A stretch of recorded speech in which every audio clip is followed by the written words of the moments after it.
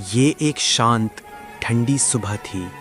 वारसा, Poland का आसमान धुंध से ढका हुआ था, लेकिन उस खामोशी में एक ऐसी रोशनी जन्म ले रही थी जो आने वाले ज़माने में दुनिया को नई विज्ञान, नई ऊर्जा और एक नई उम्मीद देने वाली थी। ये कहानी है मैरी क्यूरी की, एक ऐसी औरत की जिसने मर्दों के हावी साइंस के मैदान में अपनी मेहनत, जज्बे और कुर्बानी से एक नई तारीख लिख दी।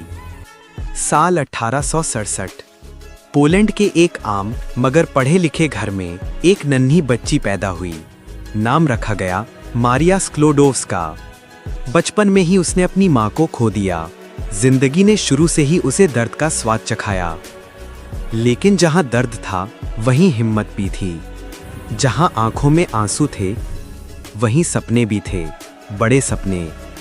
मारिया बचपन से ही पढ़ाई में कमाल थी, लेकिन उस वक्त पोलैंड पर रूसी हुकूमत थी और लड़कियों के लिए ऊंची शिक्षा लेना एक जुर्म माना जाता था। मगर मारिया ने हार नहीं मानी। वो छुप छुप कर स्कूल जाती, जहां इल्म बांटा जाता गुप्त रूप से, डर के माहौल में, मानो ज्ञान भी बगावत बन गया हो। वक्त बीतता गया। मारिया ने एक फैसला किया। वो जाएगी पेरिस, जहां आज़ादी भी थी और ज्ञान के दरवाजे भी खुले थे। वो अपने घर से निकली, थोड़े से पैसों के साथ और दिल में एक सपना, मैं वैज्ञानिक बनूंगी, दुनिया को बदलने वाली वैज्ञानिक। पेरिस का शहर उसके लिए बिल्कुल नया था। अजनबी लोग, अजनबी जुबान और गरीबी जिसने हर दिन को इम्तिहान बना दिया। कभी खाने को कुछ नहीं, कभी सर्दी में जलाने को लकड़ियां नहीं, मगर उसके सामने बस एक रास्ता था, ज्ञान का। उसने दिन रात पढ़ाई की, इतनी मग्न हो गई कि कई बार भूख से बेहोश हो जाती, पर उसकी नजरें अपनी मंजिल पर टिकी रहती। उसी दौरान उसकी मुलाकात हुई एक और जीनियस वैज्ञानिक पियरे क्यूरी से। दोनों के विचार, ख्वाब और सोच एक जैसी थीं। दोनों को विज्ञान से मोहब्बत थी और जल्द ही ये मोहब्बत दिलों में भी उतर गई। दोनों ने शादी की और साथ मिलकर एक नई दुनिया के दरवाजे पर दस्तक दी। 1898 वो साल जिसने विज्ञान की दिशा ही बदल दी।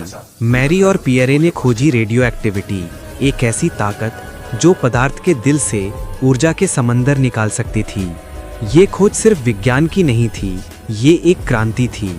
मैरी ने दो नए तत्व खोजे, पोलोनियम अपने वतन पोलैंड के नाम पर और रेडियम वो चमकदार धातु जो अंधेरे में रोशनी बिखेरती थी। जैसे प्रकृति ने उसे ये वरदान दिया हो कि वो अंधेरे में भी रोशनी बांट सके। लेकिन किस्मत ने एक और इम्तिहान रखा था। 1906 में एक हादसे में पियरे क्यूरी की मौत हो गई। मैरी की दुनिया बिखर गई। मोहब्बत, साथी, दोस्त, सब कुछ चला गया। वो रातें जब वो लैब में अकेली होती, रेडियम की हल्की चमक में आंसू बहाते हुए प्रयोग करती, जैसे वो खुद जल रही थीं, मगर दुनिया के लिए रोशनी बनकर। मैरी ने हिम्मत नहीं हारी। उसने अपनी रिसर्च जारी रखी और बनी दुनिया की पहली औरत जिसने नोबेल पुरस्कार जीता। नहीं, सिर्फ एक नहीं, बल्कि दो, एक भौतिकी में और एक रसायन विज्ञान में। आज तक ये सम्मान किसी और औरत को नहीं मिला, लेकिन रेडियम के साथ लगातार काम करते हुए उसका शरीर धीरे धीरे जहर पीता गया। रेडियो एक्टिविटी ने उसकी जिंदगी की ताकत छीन ली।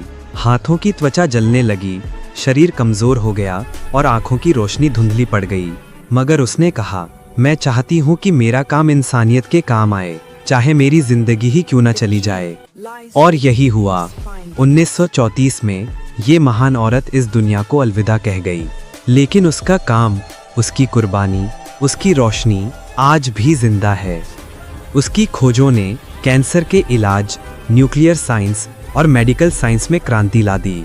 आज जब कोई रेडियोथेरेपी से ठीक होता है तो उसकी मुस्कुराहट में मैरी क्यूरी की कुर्बानी की झलक दिखाई देती है। वो चली गईं, मगर उसकी रोशनी अब हर अस्पताल, हर लेबोरेटरी और हर दिल में चमक रही है। ये कहानी है एक औरत की जिसने दर्द को ताकत बनाया और ताकत को रोशनी। ये कहानी है मैरी क्यूरी की। अगर आपको ये कहानी प्रेरणादायक लगी तो वीडियो को लाइक, शेयर और सब्सक्राइब जरूर करें ताकि हम आपके लिए ऐसी ही और सच्ची और प्रेरक कहानियां लाते रहें। और कमेंट्स में हमें ये ज़रूर बताएं, आपके हिसाब से मैरी क्यूरी की सबसे बड़ी कुर्बानी क्या थी।